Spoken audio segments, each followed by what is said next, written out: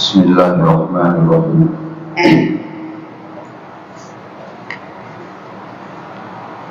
18ویں پارے میں سورہ نور کی تلاوت کی گئی۔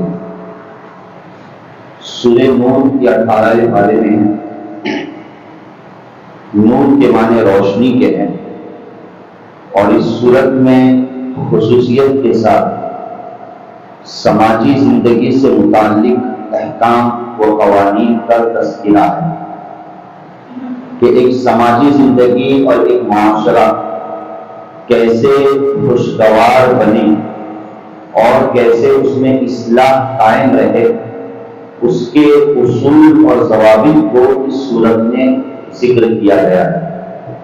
یہی وجہ ہے کہ حضرت عائشہ رضی اللہ تعالی عنہ فرماتی ہیں کہ اپنی بچیوں کو، اپنی لڑکیوں کو سورہ نور کی تعلیم دیا کرو۔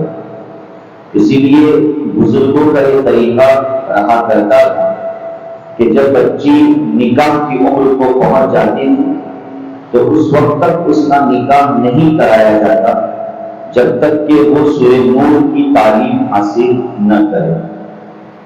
بہرحال تو اس صورت میں بہت سے احکامات اللہ تعالیٰ نے ذکر فرمائے ہیں۔ سب سے پہلا حکم اللہ نے زنا سے متعلق ذکر فرمایا ہے کہ الزانیۃ والزانی فاجلدوا کل واحد منہما مئۃ جلدہ، کہ زنا کرنے والی عورت اور زنا کرنے والا مرد کہ ان میں سے ہر ایک کو 100 کوڑے لگائے جائیں، یعنی اگر وہ شادی شدہ نہ ہو اور یہ کام کر لے تو 100 کوڑوں کی سزا شریعت نے مقرر کی ہے، اور اگر خدا نہ خواستہ وہ شادی شدہ ہو تب تو سنسار اور رجم کرنے کا حکم دیا گیا، یعنی پتھر مار کر ہلاک کرنے کا حکم دیا گیا ہے۔ تو یہ ایک شرعی سزا ہے۔ دین اسلام میں کچھ سزاؤں کو اور کچھ حدوں کو مقرر کیا گیا ہے، جیسے چوری کی سزا ہے والسارق والسارقۃ فاقطعوا ایدیہما، کہ چوری کرنے والے مرد اور چوری کرنے والی عورت ان کے ہاتھوں کو کاٹ دیا جائے۔ اسی طریقے سے شراب پینے کی سزا شریعت نے مقرر کی ہے کہ انہیں کوڑے مارے جائے، 80 کوڑے مارے جائے شرابی کو، شراب پینے والے کو۔ تو مختلف شریعت میں سزاؤں کو مقرر کیا گیا۔ البتہ اس سلسلے میں سزا اس وقت نافذ ہوگی جبکہ 2 شرطیں پائی جائیں۔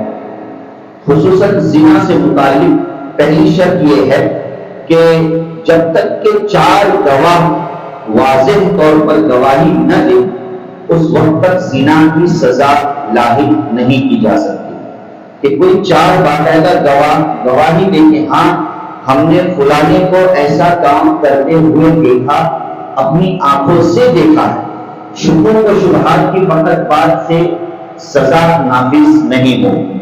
تو پہلی شرط 4 گواہوں کا پایا جانا ضروری ہے، اور دوسری شرط ہے کہ اسلامی حکومت ہو، کہ اگر اسلامی حکومت ہے تو اس اسلامی حکومت میں ان سزاؤں کو نافذ کیا جائے گا، اور اگر اسلامی حکومت نہیں ہے تو وہ ان سزاؤں کو نافذ نہیں کیا جائے گا۔ حال ہی میں 2-4 روز پہلے دیش کے ایک منتری نے اپنے ایک ڈیبٹ میں اور ایک چینل میں اس بات کو پیش کیا، مسلمانوں پر اعتراض کرتے ہوئے تنزیہ طور پر یہ بات پیش کی ہے کہ مسلمان اپنی شریعت کی بات کرتے ہیں تو شریعت تمام چیزوں میں لاگو ہونی چاہیے۔ مسلمان کہتے ہیں کہ صرف نکاح، طلاق، وراثت ان چیزوں میں شریعت نافذ ہوگی، جبکہ شریعت کے اور بھی احکامات ہیں کہ اگر کوئی چور چوری کرے تو ہاتھوں کو کاٹنا چاہیے، تو مسلمان ہاتھوں کو کیوں نہیں کاٹتے ہیں؟ اگر کوئی زنا کرتا ہے اور بدکاری کرتا ہے تو اسے پتھر مار کر ہلاک کرنا چاہیے، اسے سزائے موت ہے، تو پھر مسلمان سزائے موت کیوں نہیں دیتا؟ یہ ایک اعتراض کیا جو سننے میں ایک بظاہر جو اسلامی ذہنیت نہیں رکھتا ہے اور عقل مندی نہیں رکھتا ہے، اس کے لیے یہ ایک بہت بڑا اعتراض ہے، لیکن حقیقت میں اس کی کوئی حیثیت ہی نہیں ہے۔ سب سے پہلے الزامی جواب تو یہ ہے کہ ہم نے کب کہا کہ سزا نافذ نہ کرو، کر لو، اچھی بات ہے کہ بھائی معاشرے سے گناہ اور نافرمانی کا ظاہر ہے کہ بائیکاٹ ہو جائے گا اور ایک حد تک معاملہ درست ہو جائے گا۔ اسی لیے بہت سے غیر مسلمین جو بڑے بڑے دانشوران ہیں، انہوں نے ایسے جب اس ملک میں ایسے حالات پیش آئے تھے، خصوصاً ریپ اور زنا کے معاملے، زنا بالجبر کے معاملات ہوئے تھے، تو اس موقع پر خود انہوں نے بھی کہا کہ اس ملک میں مسلمانوں کی سزا نافذ کی جانی چاہیے، اس لیے کہ ظاہر ہے کہ جب جو مجرم ہوتا ہے تو اس مجرم پر مقدمہ لڑا جاتا ہے اور نہ جانے کتنے سال گزر جاتے ہیں، جس کی وجہ سے اس کی سزا بہت ہلکی ہو جاتی ہے۔ جبکہ صحیح اسلامی سزا یہ ہے کہ جس نے اس گناہ کا ارتکاب کیا ہے، زنا اور بدکاری کی ہے، ریپ کیا ہے، تو اب ایسی صورت میں اس کو سزائے موت سنا کر اس کے معاملے کو ختم کر دیا جائے۔ یہ بڑے بڑے غیر مسلمین دانشوران نے بھی اس بات کو سراہا ہے، قبول کیا ہے۔ لیکن بہرحال یہ کہا جاتا ہے کہ اگر کر رہے ہیں تو بہت اچھی بات، لیکن سب سے اہم بات یہ ہے اور صحیح جواب یہ ہے اس سلسلے میں کہ زنا ہو، چوری ہو، جو سزائے مقرر ہے اسلام نے کی ہے، تو اسلامی حکومت کا ہونا ضروری ہے۔ بھئی یہ شرط کیوں ہے اسلامی حکومت کا ہونا ضروری ہے؟ سب سے اہم بات تو یہ ہے کہ اسلامی حکومت کا ہونا اس وجہ سے بھی ضروری ہے کہ اگر اسلامی حکومت نہ ہو، غیر مسلموں کی حکومت ہو، تو اب ایسی صورت میں ملک میں فتنہ اور فساد پیدا ہوگا کہ بھئی کسی کرائم پر اتنا بڑا جو اتنی بڑی سزا مقرر کی گئی ہے، تو ایک طرف قانون ہے اور ایک طرف مسلمان اپنے قوانین چلا رہے ہیں، تو ایسی صورت میں ملک میں ایک فتنہ اور فساد نافذ ہو سکتا ہے، ملک کا امن قائم نہیں رہ سکتا۔ دوسرا جواب یہ ہے کہ اسلامی حکومت اس وجہ سے بھی ضروری ہے کہ اسلامی حکومت کا مطلب ہے کہ اسلامی ماحول، اسلامی حکومت کا مطلب ہے اسلامی ماحول، کہ جہاں اسلامی ماحول ہوگا تو وہاں پر زنا کا کرنا آسان نہیں ہوگا۔ جہاں اسلامی ماحول ہوگا وہاں زنا اور بڑے بڑے گناہ اور نافرمانیوں کا کرنا آسان بھی نہیں ہوگا۔ کیوں؟ اس لیے کہ وہاں پر ایک بہترین ماحول فراہم ہوگا، وہاں شراب خانے نہیں ہوں گے اسلامی حکومت ہونے کی بنا پر، اسلامی ماحول ہونے کی بنا پر شراب کے اڈے نہیں ہوں گے، اس لیے کہ شراب تمام برائیوں کی جڑ ہے، ام الخبائث قرار دیا ہے کہ اسی شراب سے آہستہ آہستہ بندہ نہ جانے کتنے بڑے بڑے گناہوں کا مرتکب ہو جاتا ہے۔ اسی طریقے سے وہاں فحاشیت نہیں ہوگی اسلامی حکومت میں، وہاں مرد اور عورتوں کا آپس میں اختلاط اور ملنا نہیں ہوگا، بلکہ مردوں کو الگ رکھا جائے گا، عورتوں کو الگ رکھا جائے گا۔ ایسی کوئی جگہ نہیں ہوگی کہ جن جگہوں پر مرد اور عورتیں ایک ساتھ ملتے ہوں۔ تو ظاہر ہے کہ یہ اسلامی حکومت کا مطلب ہے کہ ماحول خوشگوار ہوگا، اور اس خوشگوار ماحول میں گناہ کا کرنا اور زنا کا کرنا اتنا آسان نہیں ہوگا۔ اس کے باوجود بھی اگر اس اسلامی ماحول میں کوئی زنا کرتا ہے تو یقیناً وہ اس سزا کا مستحق بن جائے گا۔ لیکن اس کے برعکس اگر اسلامی ماحول نہ ہو تو اسلامی ماحول نہ ہونے کی وجہ سے شراب کی دکانیں بھی ہوں، شراب کے اڈے بھی ہوں گے، فواحشات اور بے حیائی کے کاموں کا بہت زیادہ دور ہوگا، اور ظاہر ہے کہ ایسے ماحول میں زنا کرنا کوئی مشکل نہیں۔ ایسے ماحول میں، جس ماحول میں فحاشیت بہت زیادہ اور تیز ہو، تو اس ماحول میں زنا کرنا کوئی متعذر اور مشکل بھی نہیں ہوگا۔ تو ظاہر ہے کہ اس گناہگار کے لیے ماحول آسان تھا۔ ماحول بھی انسان پر اثر انداز ہوتا ہے۔ اگر اچھا ماحول ہوگا تو انسان کی طبیعت اچھی ہوگی، اور اگر ماحول برا ہوگا تو اس برے ماحول کا بھی انسان پر اثر پڑتا ہے۔ تو یہی وجہ ہے کہ زنا جیسی سزا کو نافذ کرنے کے لیے اسلامی حکومت کا پایا جانا ضروری ہے۔ اسی لیے اللہ کے رسول صلی اللہ علیہ وسلم کے زمانے میں، زمانے نبوی میں، اور بالخصوص مدینہ منورہ کی 10 سالہ زندگی میں زنا جیسے صرف 2 سے 3 واقعات پیش آئے۔ زنا جیسے کتنے واقعات پیش آئے؟ صرف 2 سے 3 واقعات پیش آئے۔ صحابہ کے زمانے میں، خلفائے راشدین کے زمانے میں بھی چوری اور زنا کے اتنے جرائم اور واقعات پیش آتے ہی نہیں تھے. کیوں نہیں آتے تھے؟ اس لیے کہ اسلامی ماحول تھا، خوشگوار ماحول تھا، اور اس ماحول میں ان جرائم کو کرنا اتنا آسان نہیں تھا. تو اس وجہ سے یہ شرط لگائی گئی ہے کہ زنا کی سزا کو نافذ کرنے کے لیے اسلامی حکومت اور اسلامی ماحول کا ہونا ضروری ہے. آگے اللہ نے مرد اور عورت کی پاک دامنی کے تعلق سے اور ناپاکی کے تعلق سے اللہ تعالیٰ نے ذکر فرمایا ہے کہ الخبیثات للخبیثین والخبیثون للخبیثات والطیبات للطیبین والطیبون للطیبات، کہ ناپاک عورتیں یہ ناپاک مردوں کے لیے اور ناپاک مرد ناپاک عورتوں کے لیے، اور پاک عورتیں پاک مردوں کے لیے اور پاک مرد پاک عورتوں کے لیے. ظاہر ہے کہ جوڑی بنانے والی ذات یہ اللہ کی، اللہ جوڑیاں بناتے ہیں. اور ایک انسان کی طبیعت اگر پہلے ہی سے ناپاک ہو، پھر ناپاک کا مطلب سمجھ، انسان کی طبیعت اور مزاج اور اس کی سوچ ہی اگر گندی ہو تو ظاہر ہے کہ گندی سوچ رکھنے والا گندی چیزوں کو ہی پسند کرتا ہے. گندی سوچ رکھنے والا یہ گندی چیزوں کو ہی کیا کرے گا؟ پسند کرے گا. لہٰذا وہ اپنے ساتھ اپنا ہمسفر ویسا ہی پسند کرے کہ میرا ہمسفر بھی ویسا ہی ہو. اور ایک انسان کی طبیعت پاکیزہ ہے، اس کی سوچ پاکیزہ، اس کے خیالات پاکیزہ، تو پاکیزہ طبیعت رکھنے والا انسان بھی پاکیزہ جوڑے کا ہی انتخاب کرے گا. اس کو قرآن کریم میں یہ اصول کیا کیا ہے، ذکر کیا ہے. اس کا یہ مطلب نہیں ہے کہ بسا اوقات ایسا بھی ہوتا ہے کہ اگر اللہ نہ کرے کہ کوئی عورت پراگندہ ہے اور کوئی عورت غلط راستے پر ہے، تو اس عورت کا غلط راستے پر ہونا اس بات کی دلیل ہے کہ اس کا شوہر بھی غلط راستے پر ہے. ایسا نہیں ہوتا ہے. کبھی کبھار اس طرح کی بات آ جاتی ہے کہ عورت پراگندہ حالت پر ہے، غلط راستے پر ہے، لیکن اس کا شوہر نیک ہے. یا کبھی اس کے برعکس ہوتا ہے کہ شوہر غلط راستے پر ہے لیکن عورت نیک ہے. تو قرآن کریم کی اس آیت کا مطلب یہ ہے طبیعت کا فرق ہے. اکثر وہ رشتہ ایسا ہوتا ہے کہ جو پاکیزہ طبیعت والے ہیں وہ پاکیزہ رشتوں کا انتخاب کرتے ہیں، اور جو ناپاک طبیعت والے ہیں وہ ناپاک رشتوں کا انتخاب کرتے ہیں. آگے اللہ نے، چونکہ سورہ نور ہے اور اس میں وہی سماجی زندگی خوشگوار کیسی بنے اور گناہ نہ ہو، جسے اللہ نے اس میں اس سورت میں ذکر فرمایا.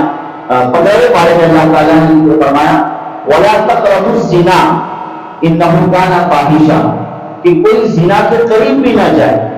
زنا کرنا تو دور کی بات، زنا کے قریب بھی نہ جائے.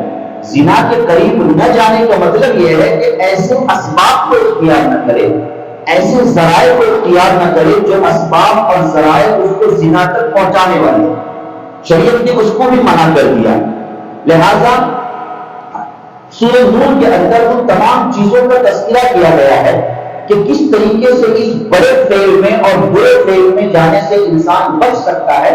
اس کے لیے ایک اصول و ضوابط کو وہ اختیار ہے. ان میں سے ایک اصول اور ضابطہ یہ ہے کہ خصوصاً گھر میں داخل ہونے کا شرعی طریقہ کیا ہے، اور کسی کے گھر میں جب ہم جائیں تو اس کے اصول اور آداب کیا ہے اس کو بتلایا گیا ہے کہ یا ایھا الذین آمنوا لا تدخلوا بیوتا غیر بیوتکم حتی تستأذنوا وتسلموا علی اہلہا. دو ادب بتلائے گئے کہ جب ہم کسی کے گھر پر جائیں تو سب سے پہلا ادب یہ ہے کہ ہم اس سے اجازت لیں. بغیر اجازت کسی دوسروں کے گھر پہ جانا حرام اور ناجائز ہے. بغیر اجازت کسی دوسرے کے گھر میں جانا یہ غیر شرعی عمل ہے. صحیح طریقہ یہ ہے کہ ہم سب سے پہلے اس کی اجازت لیں، اور اجازت لینے کا طریقہ یہ ہے کہ اگر دروازہ بند ہے تو دروازے کو کھٹکھٹائے. دروازے کو کھٹکھٹانا یعنی اس طریقے سے دستک دینا یہ ایک اجازت کے مترادف ہے. اور حدیث میں یہ بھی اصول آتا ہے کہ بالکل عین دروازے کے بیچ میں کھڑا نہ رہے بلکہ دائیں طرف یا بائیں طرف کھڑے رہ کر اجازت کو حاصل اور اپنے نگاہوں کو نیچی کر کے اجازت کو حاصل کرنے کی کوشش کرے. گھر میں تانکے اور جھانکے نہیں. اس لیے مسلم شریف کی روایت حدیث میں آتا ہے کہ کوئی شخص بلا اجازت دوسروں کے گھر میں تاکے، دوسروں کے گھر میں جھانکنے کی کوشش کرے، اب ایسی صورت میں گھر والا اگر اس کی آنکھ کو بھی پھوڑ دے، الفاظ ہے گھر والا اس کی آنکھ کو بھی پھوڑ دے تو اس پر کوئی تاوان اور وہ ظلم کے مترادف نہیں ہوگا، اس لیے کہ اس نے بہت بڑی غلطی کی ہے کہ بغیر اجازت کسی کے گھر میں جھانکنے کی کوشش کی ہے۔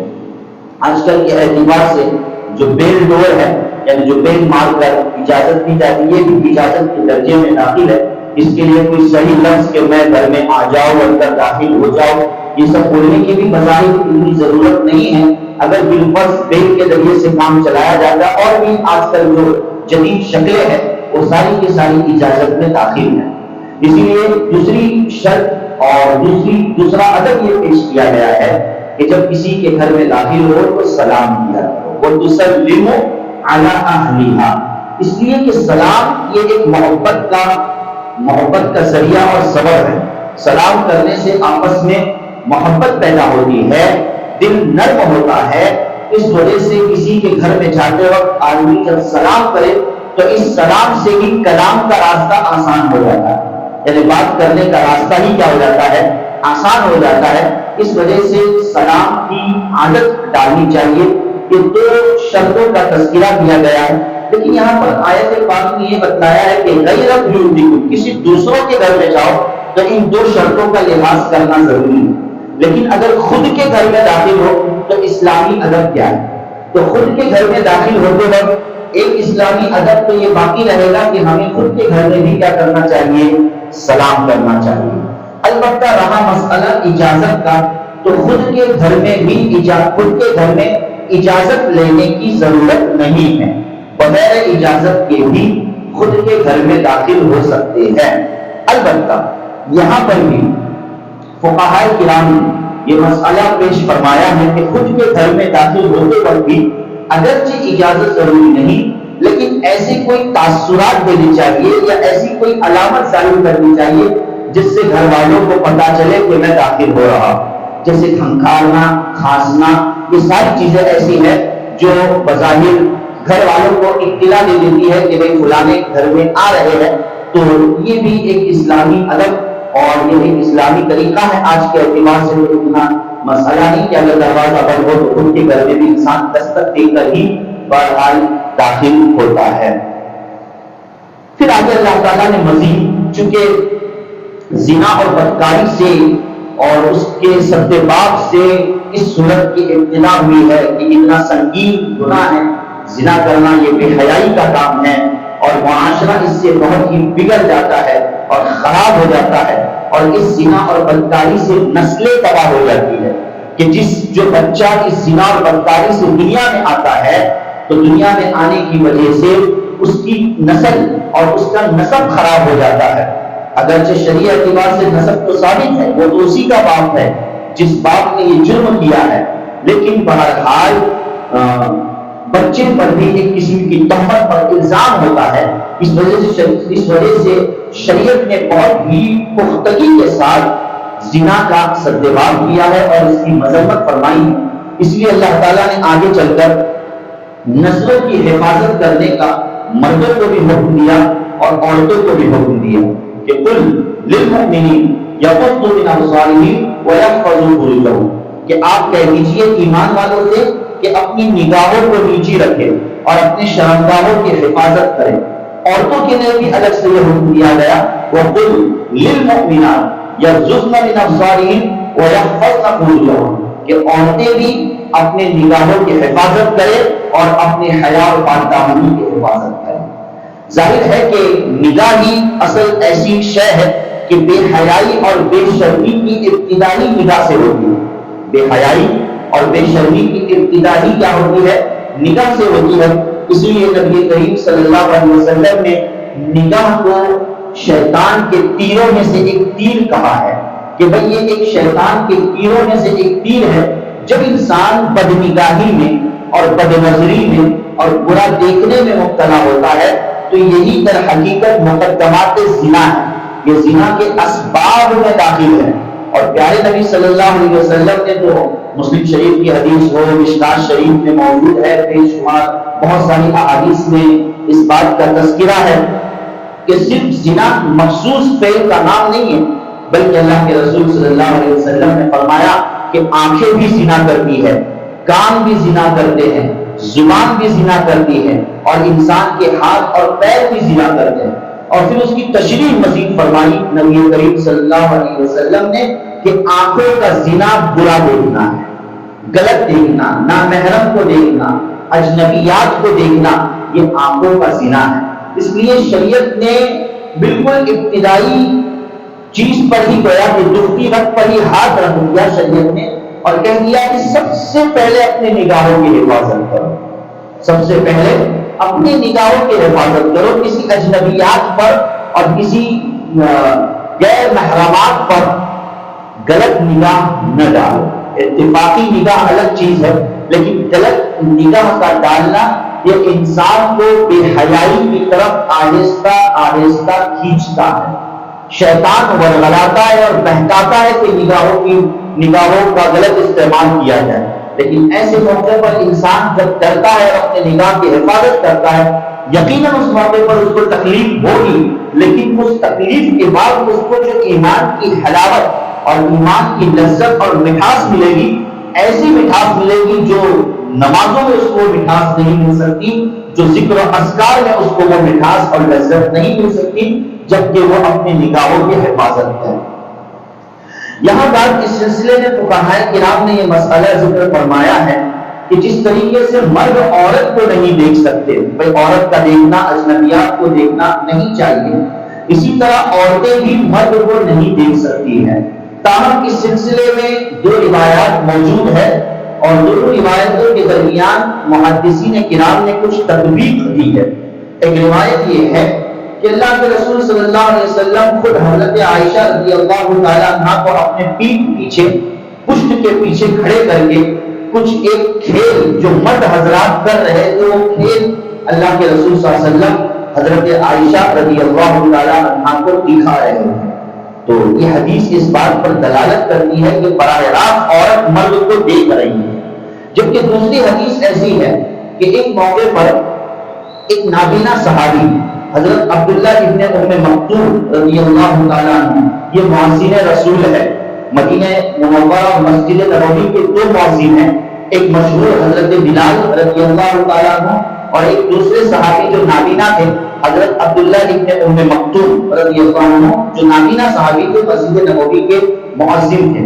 ایک دفعہ ازواج مطہرات آپ صلی اللہ علیہ وسلم کی بیویاں آپ صلی اللہ علیہ وسلم کے ساتھ میں بیٹھی ہوئی تھی، تو عبداللہ ابن مکتوم چونکہ نابینا تھے، انہیں پتہ نہیں کون بیٹھا ہوا، تو اس موقع پر عبداللہ ابن مکتوم قریب آئے نبی کریم صلی اللہ علیہ وسلم کے، تو نبی کریم صلی اللہ علیہ وسلم نے اپنی بیویوں کو کہا کہ اندر چلی جاؤ، تو اس پر بیویوں نے یہ الفاظ کہے کہ اللہ کے رسول صلی اللہ علیہ وسلم وہ تو نابینا ہے، یعنی وہ تو ہمیں دیکھ نہیں سکتے۔ اس پر نبی کریم صلی اللہ علیہ وسلم نے فرمایا کہ وہ نابینا ہے تو کیا ہوا، تم تو دیکھنے والی ہو، یعنی تم تو دیکھ سکتی ہو۔ تو یہ حدیث بظاہر اس بات پر دلالت کرتی ہے کہ جس طرح مرد عورت کو نہیں دیکھنا چاہیے، تو عورت بھی مرد کو دیکھنا نہیں چاہیے۔ اور فقہائے کرام نے اس سلسلے میں تطبیق دیتے ہوئے یہ بات ذکر فرمائی کہ ضرورت کے طور پر اور جواز کے طور پر جتنی ضرورت ہے، تو بقدر ضرورت اگر عورت مرد کو دیکھ رہی ہے تو اس کی اجازت ہے، وگرنہ عورت کے لیے بھی وہی حکم ہے جو مرد کے لیے ہے کہ اگر مرد بد نظری اور غلط نظری کرتا ہے تو اس کے لیے بد نظری اور غلط نظری حرام ہے، تو عورت کے لیے بھی بد نظری اور غلط نظری کو حرام قرار دیا ہے۔ البتہ جواز کی حد تک بقدر ضرورت کوئی کام کاج اور ضرورت کا معاملہ ہوتا ہے تو اس موقع پر عورت مرد کو وقتی طور پر بقدر ضرورت دیکھ سکتی ہے، اس میں بھی احتیاط اور بچنا یہ اس کے لیے اولا اور بہتر قرار دیا گیا ہے۔ دیکھیے شریعت میں پردے کا اتنا بہترین حکم ہے کہ اسی ضمن میں عورت سے متعلق اللہ تعالیٰ نے یہاں پر یہ بات ذکر فرمائی ہے، باقاعدہ پوری تفصیل ذکر ہے سورۃ نور میں کہ کن عورتوں سے پردہ کرنا چاہیے، کن عورتوں سے پردہ کرنے کی ضرورت نہیں ہے۔ اس میں یہ بات ذکر فرمائی کہ وَلَا يُبْدِينَ زِينَتَهُنَّ، کہ عورت اپنی زینت کو ظاہر نہ کرے، عورت اپنی زینت کو سوائے شوہر کے کسی پر ظاہر نہ کرے. اور پھر مزید عورت دوپٹہ کس طرح لے, اوڑھنی کس طرح لے, تو اوڑھنی لینے کا اور دوپٹہ لینے کا اسلامی اور قرآنی کیا طریقہ ہے وہ بھی اللہ تعالیٰ نے یہاں پر ذکر فرمایا کہ وَلْيَضْرِبْنَ بِخُمُرِهِنَّ عَلَى جُيُوبِهِنَّ, کہ عورت اوڑھنی کیسی لے, اس طریقے سے لے کہ اس اوڑھنی سے اس کا سر بھی ڈھک جائے اور اس کا سینہ بھی ڈھک جائے. زمانے جاہلیت میں عورتوں کے اوڑھنی لینے کا طریقہ یہ ہوا کرتا تھا کہ عورت اوڑھنی صرف گلے میں ڈال دیتی تھی اس طور پر جیسے کوئی رسی ڈالی جاتی ہے مثال کے طور پر, کہ جس کی وجہ سے عورت کا سر بھی کھلا رہتا تھا اور عورت کا سینہ بھی کھلا رہتا تھا. یہ زمانے جاہلیت کے اوڑھنی لینے کا طریقہ تھا جو آج بھی موجود ہے. آج بھی کچھ عورتیں اللہ حفاظت فرمائے کہ اس قسم کی اوڑھنیوں کا استعمال کرتے ہیں کہ وہ اوڑھنی براہ نام رہتی ہے کہ بھئی اس سے سر بھی کھلا ہے اور اس سے سینہ بھی کھلا ہے. یہ اصل پردہ نہیں, یہ اصل اسلامی اصول نہیں, بلکہ اوڑھنی لینے کا مکمل شرعی اصول کیا ہے اس کو اللہ پاک نے اس آیت کریمہ میں ذکر فرمایا. اور مزید احتیاط کا اتنا بہترین شریعت نے پہلو یہ کیا ہے کہ آگے چل کر اللہ نے بوڑھی عورتوں کے تعلق سے ذکر فرمایا وَالْقَوَاعِدُ مِنَ النِّسَاءِ اللَّاتِي لَا يَرْجُونَ نِكَاحًا فَلَيْسَ عَلَيْهِنَّ جُنَاحٌ أَن يَضَعْنَ ثِيَابَهُنَّ غَيْرَ مُتَبَرِّجَاتٍ بِزِينَةٍ وَأَن يَسْتَعْفِفْنَ خَيْرٌ لَهُنَّ. اتنی بہترین ہے. اللہ اکبر. بھئی ظاہر ہے کہ ایسی آیتوں پر جس ماحول میں عمل کیا جائے اور جس معاشرے میں عمل کیا جائے تو وہاں زنا تو دور کی بات, زنا کا تصور تک نہیں پیدا ہو سکتا. زنا کا تصور تک نہیں پیدا ہو سکتا. کیا کہہ رہی ہے آیت قرآن کریم کی, خصوصاً بوڑھی عورتوں کے تعلق سے کہ جو عورتیں بوڑھی ہو چکی ہیں اور جو نکاح کی امید ان سے ختم ہو چکی ہے. بوڑھی عورتیں بعض ہمارے معاشرے میں ہوتی ہے, تو اگر بوڑھی عورت کسی مرد کے سامنے آ جائے تو دیکھ سکتا ہے مرد.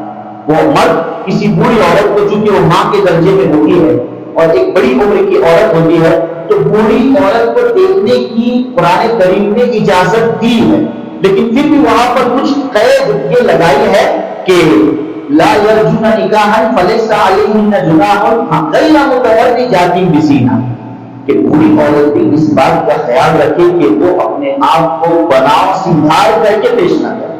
یعنی اگر بوڑھی عورت بھی اپنے آپ کو بناؤ اور سنگھار کر کے پیش کر رہی ہے تو مرد کے لیے اس کو بھی دیکھنا جائز نہیں ہے.